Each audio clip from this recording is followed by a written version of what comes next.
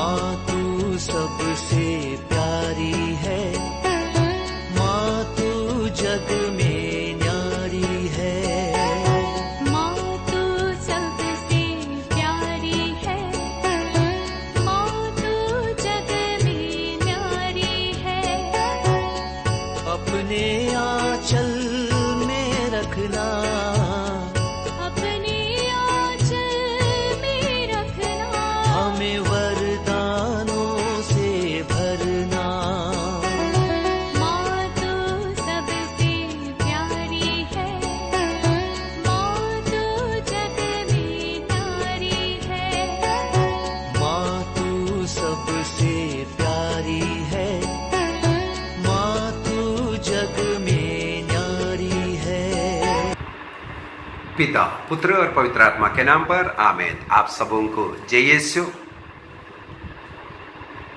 एक सवाल है, क्या हम लोग हमारे मृत विश्वासियों के लिए प्रार्थना करना है कि नहीं? नवंबर माह में, पिछले नवंबर माह में भी मैं इसके विषय में क्लास डाल चुका हूं। मेरे विचार में एक दो क्लास इससे पूर्व में भी मृतकों के विषय में और मृतकों के लिए प्रार्थना करने के विषय में डाल चुका है।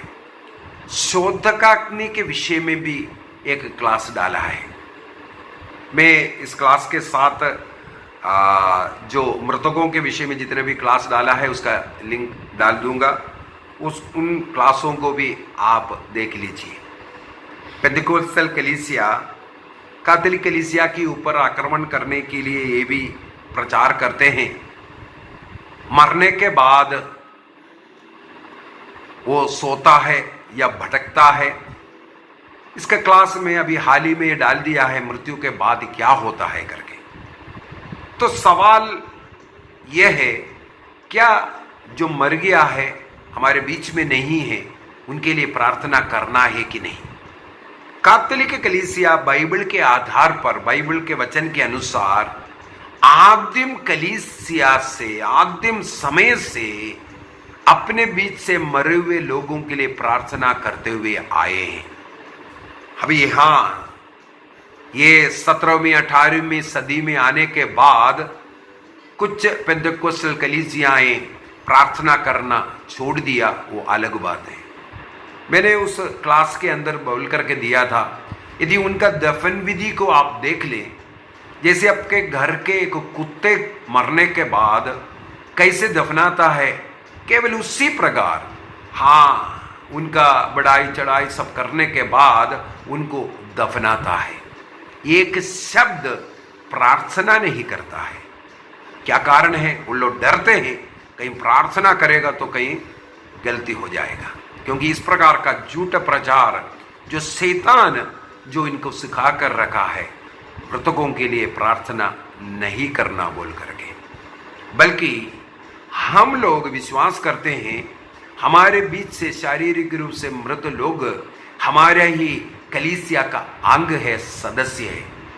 मृत्यु के बाद मैंने बोला है 3 स्टेट। एक, अगर पाप में मर गया है, नरकाग्नि के योग्य जीवन था, उनकी आत्मा नरक में जाएगा। दूसरा, यदि वो स्वर्ग के लिए बिल्कुल तैयारी के साथ उनका मृत्यु हुआ है, उन मृत्यु के बाद सीधा उनकी आत्मा स्वर्ग में जाएगा। लेकिन कुछ लोग ऐसे हैं, मृत्यु के समय पर हो सकता है कोई दुर्घटना के कारण हो या पश्चाताप करने का और योग्य रीति से मृत्यु का उन्हें अवसर नहीं मिला हो, उनका कुछ ऐसा गलतियां, पाप, अशुद्धताएं हैं, लेकिन उस अशुद्धता के कारण नरक जाने की जरूरत नहीं है। लेकिन उस अशुद्धता के साथ कोई स्वर्ग में प्रवेश भी नहीं कर सकता। उनके शुद्धिकरण का कुछ समय है, उसको कहते हैं हम लोग पर्गट्री, या जो शुद्ध होने वाला शोध अग्नि हम लोग जो बोलता है, वहां पर उनका प्यूरिफिकेशन चलता है। तो हम लोग जो प्रार्थना किसके लिए करते हैं? इन्हीं लोगों के लिए करते हैं जो लोग पर्गट्री में हैं, जो शोधकाग्नि में हैं। उनकी आत्मा जल्दी से जल्दी हमारी प्रार्थना सहायता के द्वारा स्वर्ग पहुंच जाए। कहां से मिला? दूसरा मकाबियों का ग्रंथ उसके अध्याय 12 वाक्य 38 से लेकर के आगे 46 तक अगर हम पढ़ेंगे, सेकंड मकाबियंस चैप्टर 12 वर्स 38 टू 46, इस वचन में हम लोगों को मिलता है यहूदा मक्काबी जब लड़ाई हो रहा था, मकाबियंस का रिवोल्ट हमें मालूम है, उसमें कई इनके साथी मर गया था। उनको दफनाने के लिए उनको बॉडी निकाल कर देखा, तब कई देव मूर्तियों का ताबीज उनके कमर में बांधा हुआ, शरीर में बांधा हुआ पाया। तब यहूदा मक्काबी ने कहा वो मृत्यु का कारण यही है, इन लोगों ने देवी देवताओं का पूजा और उसमें विश्वास करना और ताबीज पहना, ये इनका मृत्यु का कारण है। फिर भी उनकी आत्मा की रक्षा करवाना है, इसलिए यहूदा मक्काबिया ने क्या किया, लोगों से पैसा इकट्ठा किया। पैसा इकट्ठा कर करके वे वो पैसा यरूशलेम भेजते हैं इन मृत लोगों के लिए बलि अर्पित करने के लिए, प्रायश्चित बलि अर्पित करने के लिए, ताकि इनकी आत्मा बच जाए। हम लोगों को मकाबियों के ग्रंथ अध्याय 7 में भी पढ़ने के लिए मिलता है एक माँ और उनके 7 पुत्रों की किस प्रकार हत्या की गई। वे लोग क्यों अपने को हत्या करने दिया? जो निषिद्ध मांस ना खाने का निर्णय करते हुए मरने के लिए तैयार हुआ, उनके शरीर पर काफी यंत्रणाएं थी और वो माँ अपने बच्चों को प्रोत्साहित करता गया। क्या कारण है? पुनर्जीवित होने के बाद वो स्वर्ग की प्रतीक्षा करने वाली वो माँ अपने बच्चों को ये सिखाया था। तो पुनरुत्थान में विश्वास करते हुए जो मरा है उनके लिए शुद्धिकरण का एक अवसर रहता है। जैसे उन पुत्रों ने अपने रक्त के द्वारा अपने पापों का प्रायश्चित कर रहा है, रक्त बहा करके पापों का प्रायश्चित कर उस स्वर्ग में प्रवेश करने का उन्होंने विश्वास किया।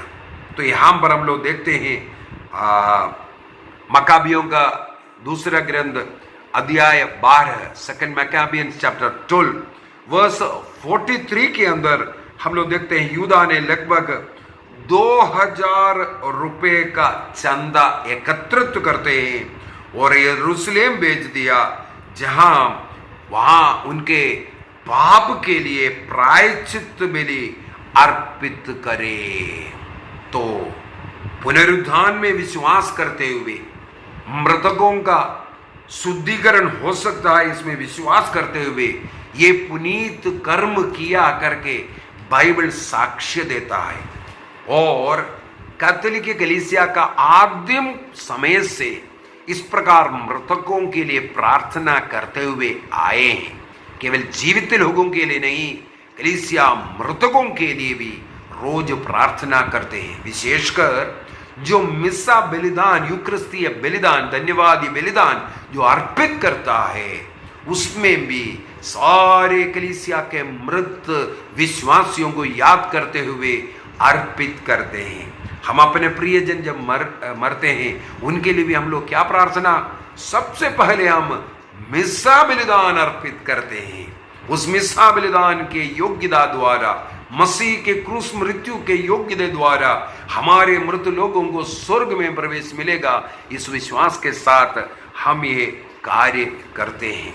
तो आदिम कलीसिया से चलने वाला इस पुनीत कार्य अपने मृतकों के लिए, शोधकाग्नि के आत्माओं के लिए प्रार्थना करना जरूरी है।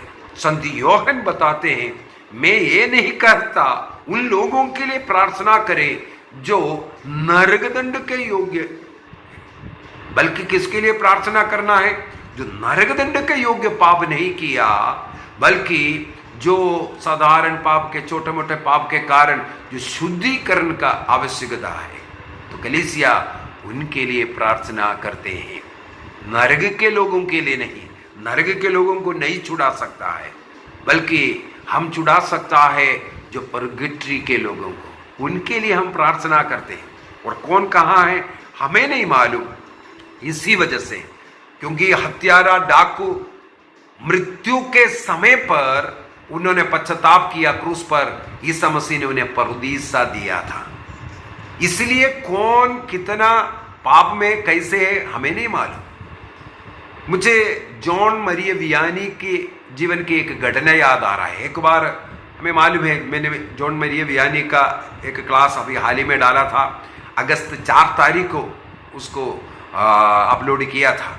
तो हम लोगों ने देखा है, वहाँ पर भी मैंने बोला था वो कन्फेशनल में पाप स्वीकार सुनने के लिए 18 घंटों तक बैठते थे।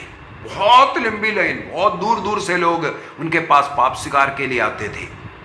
एक औरत जिनका पति का अकाल मृत्यु हो गया था, सुइसाइड किया था, उनके लिए प्रार्थना करवाने के लिए वो एक महिला वहां आती है।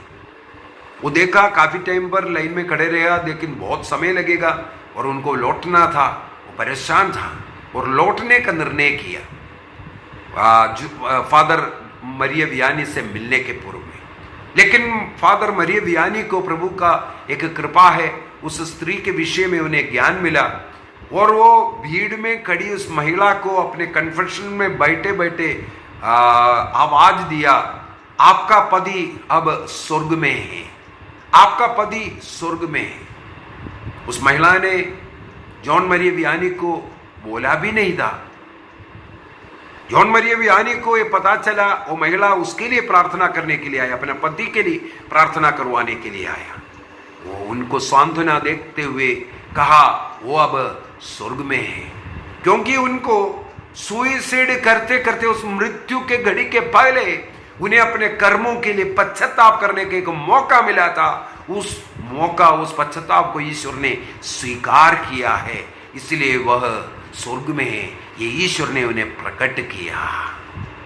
तो शोधकाग्नि की आत्माओं के लिए प्रार्थना करना गलत नहीं है। हमारे परिवार के मृत लोगों को स्मरण करना, उनका आदर सम्मान करना है, उनके लिए प्रार्थना करना, उनका आदर सम्मान करना है। ये जानवर जैसे उनको गाड़ना नहीं।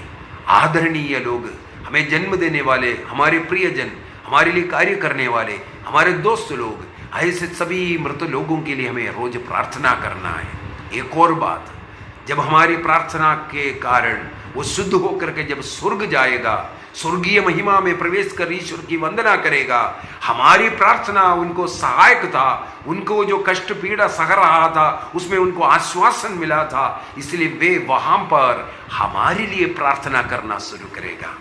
जितने लोगों के लिए, मृत लोगों के लिए हम प्रार्थना करते हैं, इसलिए और भी अच्छा है, क्योंकि वे हमारे लिए स्वर्ग में मध्यस्थ बनेंगे, प्रार्थना करेंगे। आइए हम अपनी आंखों को बंद करें।